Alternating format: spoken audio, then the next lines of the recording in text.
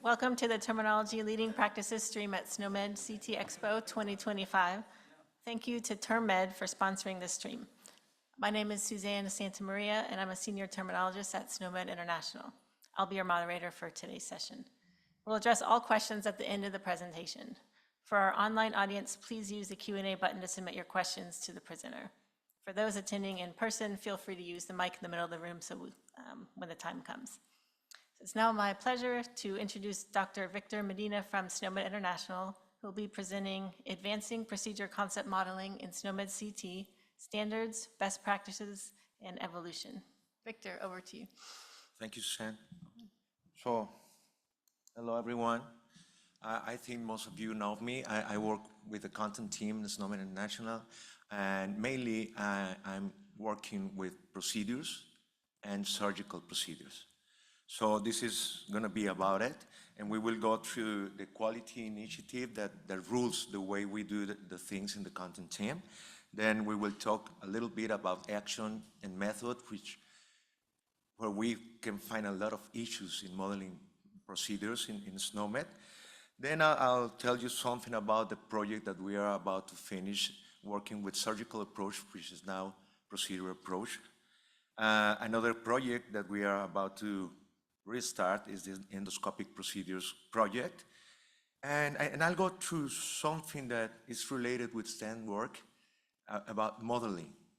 How much is too much? This is because we have many discussions about how much we should model to make the concept sufficiently defined, but how much modeling we need to make it usable for a academic research analytics scenario. Finally, we will have some questions. So the quality initiative was created because we need to keep the quality of the terminology, but we need to take on account the needs of the users, the implementers, etc.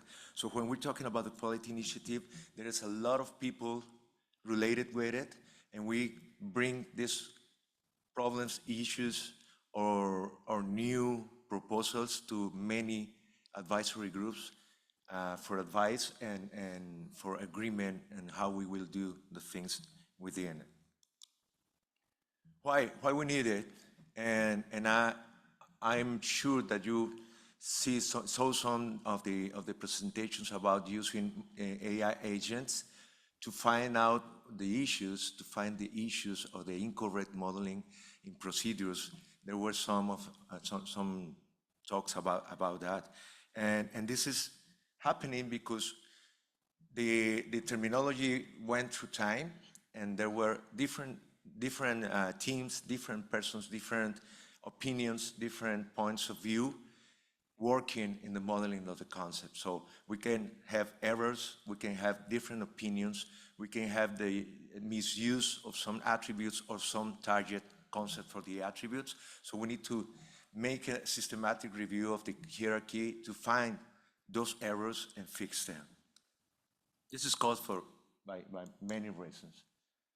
So we have some goals, and the main one is to align the modeling of the concepts to the editorial guidance. That's the main objective of this initiative.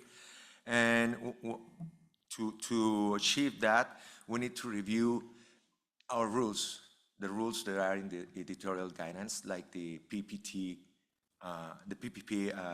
rule, and with that we can find templates that can be used by any author in the world to be guided in the naming pattern of the concepts and what attributes with what targets should be used to model the concepts.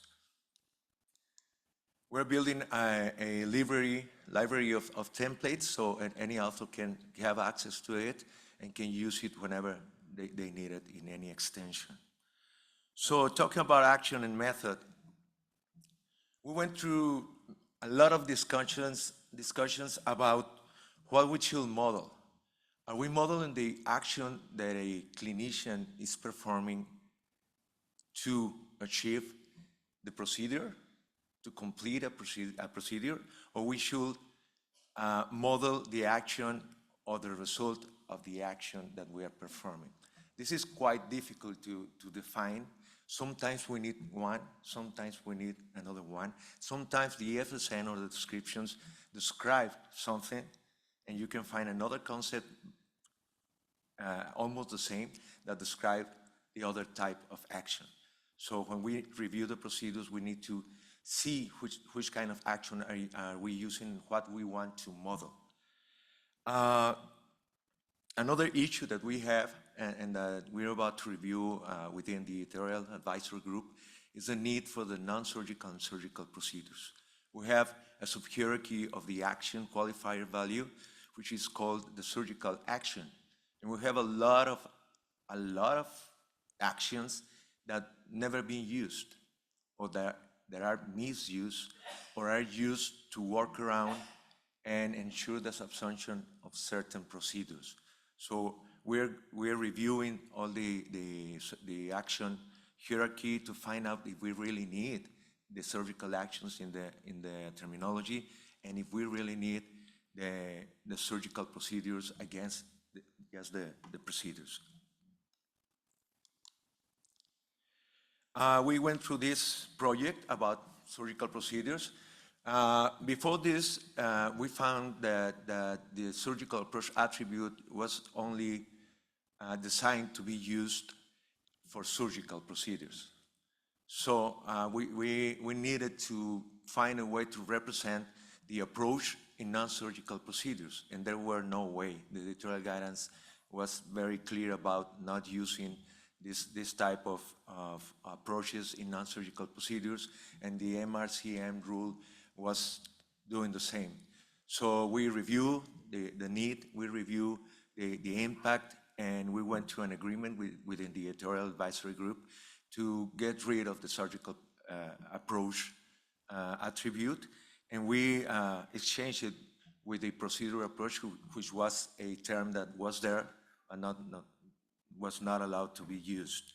In the phase one, we moved the procedural approach attribute from the place it was to the concept model object attribute, so we can use it actually in the authoring platform. Then we identified the non-surgical procedures that may need to be modeled with an approach. After that, we inactivated surgical approach attributes, so you cannot find it anymore in the authoring platform or in the models. And the final phase is to identify and address all the non-surgical procedures that may be modeled with a new procedural approach. We made a review of about 1,500 concepts. We're in the final stage, and we expect to publish these changes in Q4 2025. So you will find that many of the transurethral, percutaneous, transluminal, etc. procedures which were not allowed to be modeled with a surgical approach will be now modeled with the new procedural approach attribute.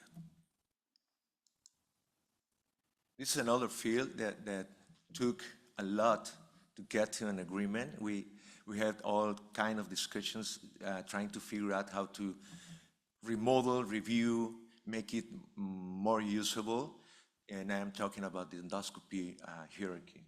We made a lot of changes in these procedures. One of them is the distinguishing between endoscopy and endoscopic procedures. From a very pragmatic point of view, they are the same, but you can find definitions distinguishing them. So we made the agreement to keep them, endoscopy as a subtype of endoscopic procedures with certain differences between them. Then we went through the distinguishing between intraluminal and intracavitary procedures, which were almost modeled the same before. And when we're talking about the intraluminal intracavitary endoscopies, we need to take into account the use of the using access device attribute that was used interchangeably between the endoscopy and the endoscopic procedures. So for endoscopic procedures, we will model these concepts more consistently using an RG with method inspection and another one with using device attribute endoscope device. That's all we need to define an endoscopy. And for endoscopic procedures, which are those when we need to perform a secondary action, like a biopsy, electrocoagulation, or anything like that, we need to use an additional RG with the using access device. So you will see these changes in the endoscopic procedure hierarchy. Now, if we're talking about intraluminal endoscopies, we know that when we need to perform a secondary action, we use the endoscope as the access device to introduce another device to perform the secondary action. That doesn't occur in the intracavitary endoscopies. They are different because we don't use the arthroscope to introduce any other instrument. So that makes the difference in the model right now to differentiate between endoscopy and endoscopic procedures. So you are allowed to use the using access device in intraluminal ones, but not in the intracavitary ones. Okay, formerly, in one time, somebody saw that we will need to subsume the laparoscopic procedures under surgical procedures, which is correct. But we found that not only the laparoscopic procedures may be surgical, the arthroscopic procedures as well, thoracoscopic procedures are surgical procedures mostly. So we made these changes to the former model to the surgical procedure concept, and we changed the using device from laparoscope to body cavity endoscope. So with that, we can ensure that every endoscopy procedure of the type of intracavitary becomes a surgical procedure without using any other action as a surgical action. Another one. When we're talking about surgical procedures, if we make a research to find the definitions of surgery, surgical procedure, we can find a lot of different ways to define it. And one of them is the use of incisions. But we have many procedures that doesn't require an incision and are considered surgical procedures. Yes? So how can we do that? How can we get rid of the need of modeling the incision? Because in another procedures like an appendectomy, we don't model the incision. And we know that they are surgical procedures. So what can we do? And we get rid of the incision RG in these intracavitary endoscopic procedures by changing the GCI for the surgical procedure. So now the intracavitary endoscopies will not need an incision RG. Well, another issue is that we have as many as endoscopes that you can think about. For this, for that, small, flexible, rigid, specifically for a cavity, specific for a lumen. So what can we do with that? And we found that those different types of endoscopes was used as they wanted, as the author think that it should be done. So now we are systematically reviewing the types of endoscopes, and we are changing the way we model this RG following the descriptions. If the FSN says that we're using a gastroscope, then we model the gastroscope. If it says that we are performing an endoscopic something, we just use endoscope. We will review this. We're in this tag, working in this tag, so you will hear about it pretty soon. Well, I don't know how much time I have. Okay. Well, and talking about modeling, We have this problem. When we come to an advisory group, there is always the question, why are you modeling that much? Because I am already modeling this concept and it works. And you are bringing burden to my people, changing the model and making all those changes in about 1,800 concepts or more. So we always have this discussion. And we can take into account the opinion of many people from the medical, clinical, administrative field, etc. But we can become to the insufficient model or under modeling. What happens when we under model? We can have inference failures, even when it is easier for the implementation teams to model or to find the concepts. It's easy of use, it's easy to use, it's faster. Everybody understands what is in the model, but we can produce useless data for some fields in the clinical practice or for analytics or for another fields. We can cause conceptual ambiguity because if it is not fully defined, someone can see it in a different way for a different purpose. So we can read something and think that we're reading that, and actually is something else.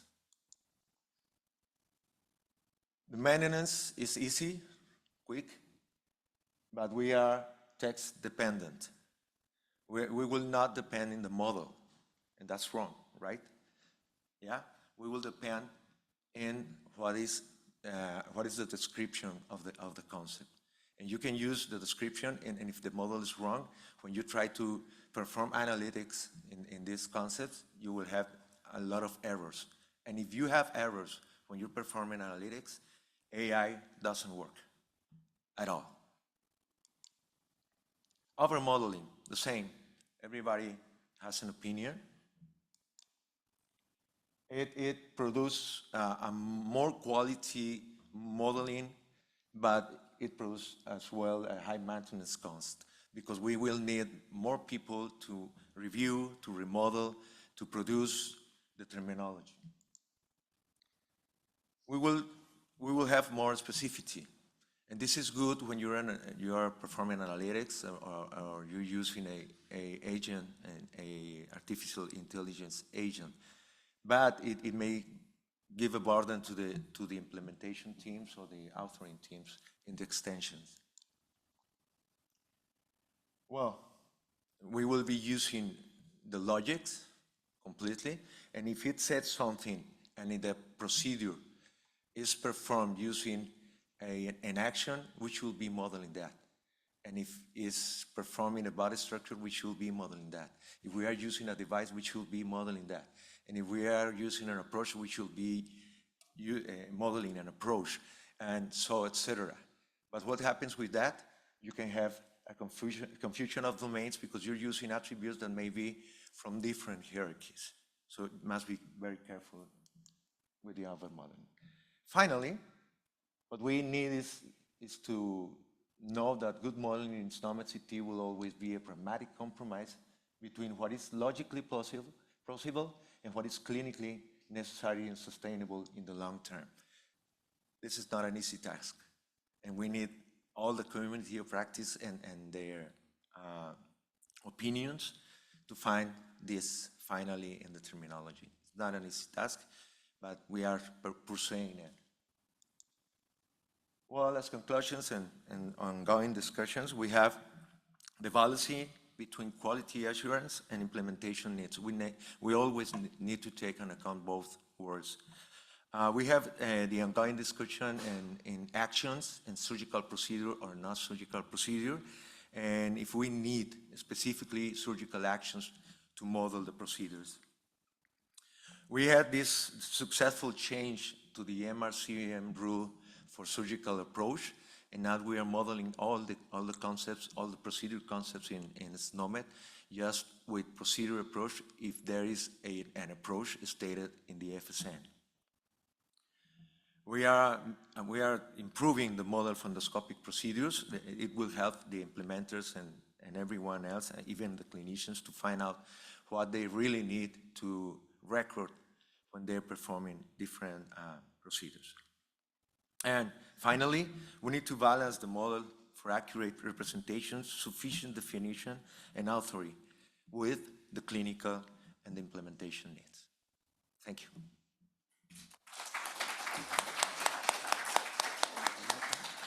Thank you, Victor. So we'll now start the question period. Just a reminder, if you're in the room, yep, you know. You know the drill by now. Really interesting presentation. I'm really glad you're doing this quality work. I posted a question a few years ago when I was doing some work with procedures, and it's about the approach where there is often, for appendectomy, there is an appendectomy, and then there's a child concept which is laparoscopic. Yep. I don't think at that point there was an open. So the parent concept was assumed to be open, and then sometimes there was a laparoscopic or whatever, but not always. And if you wanted to state specifically that you'd done an open laparoscopic appendectomy, there was no such concept. Have you looked at that in this work? Tell me. Yeah, I can tell you that we cannot get to an agreement with that yet. Okay. Because when we're talking about overmodeling, if you're talking about an appendicectomy, what is the incision RG? Do you need it? The row group for incision? Yeah. You say you've been looking at this. Yeah, that's right. So if you say appendectomy, you're not saying laparoscopic appendectomy. No. You're talking about an open appendectomy. An open. From one perspective. Yeah. From my perspective as a surgeon, if I need to record every point, every different part of the procedure, I will use that. Mm-hmm. Right? Mm-hmm. Because when it comes to legal things, it says incision, it says excision, it says lavish, drain, Oh yeah, there's etc. lots of parts of it. Yeah, I get it. Yeah, but we need to get to an agreement. Right now, we're not using the open if the FSN is not stating open. And sometimes when it's inferred, we don't use it. Because if not, we should use the open approach for a lot of concepts. Okay, but there is still a possibility to define an open versus a laparoscopic or endoscopic procedure. An option right now? Yeah, so if I would want to have a specific concept that actually says this was the open appendectomy. Not for the international edition. No, okay. I'll just wait where you said. No problem.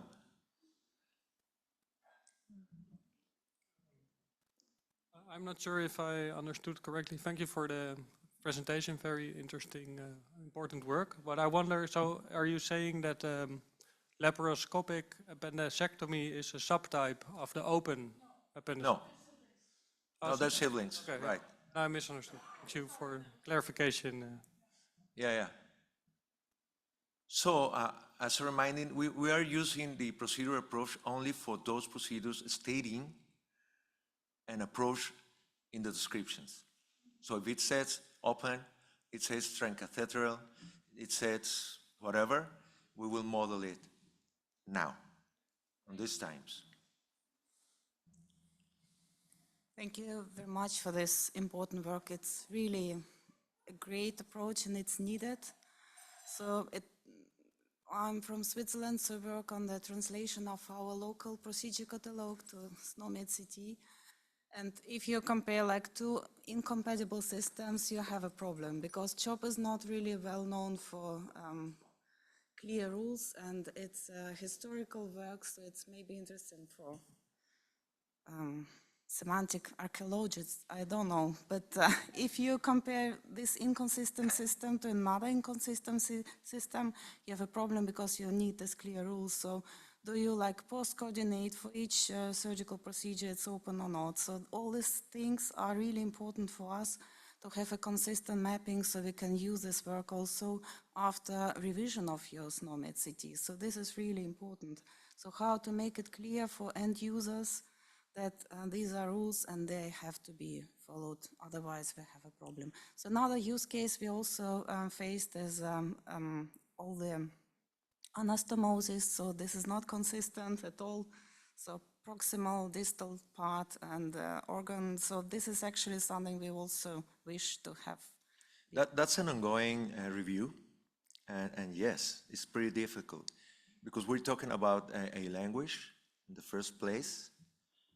The English speakers say stoma for anastomosis and for stoma.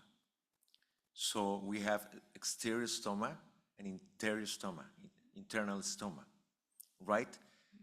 An internal stoma for other languages is an anastomosis, right? So we are in this process of reviewing this type of procedures, and we have this ongoing project reviewing them. So if you have any input, it's very welcome. And right now, the proposal is to keep stoma as exterior stoma, because it's the same in most of the languages, and model the internal stomas as an anastomosis, because that's what they are, an anastomosis. And we have this project that is ongoing as well with bypass graft and shunt procedures. Bypass graft, when you say bypass graft in the States or in the UK, everybody understands what you're talking about.